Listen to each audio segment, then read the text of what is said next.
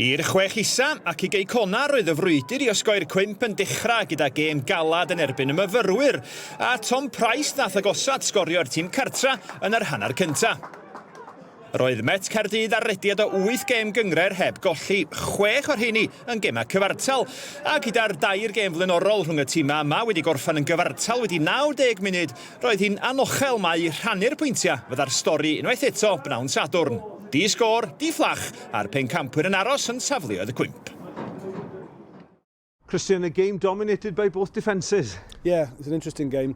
Didn't realise how bad the sun was for both teams, but I thought first half we were outstanding. We controlled the game first half, and probably in all the years we've been in the Welsh Premier League, we've never really dominated Connah's Quay in that sense before. Ball possession was very good. Second half was more of a scrappy affair. We're up against the wind, both defences played against that really bright sun, and then it cancelled itself out. It really was it became a bit of a dour affair. But they're the type of games that you have to make sure that you keep your clean sheet, and we did that. Emlyn, nid y gêm ore, ond pwynt pwysig yn y darlun mawr. Oedd, y pwynt pwysig dwi'n credu. Stopio Cei Connah I cael lawr y gap o nhw a ni. Oedd hi'n gêm anodd, oedd hi'n gêm fel bob tro. Fel nes I sôn bod amddiffynwyr ar top. Mae'n neb rili edrych I sgorio gol, ond digon hapus efo'r pwynt, really.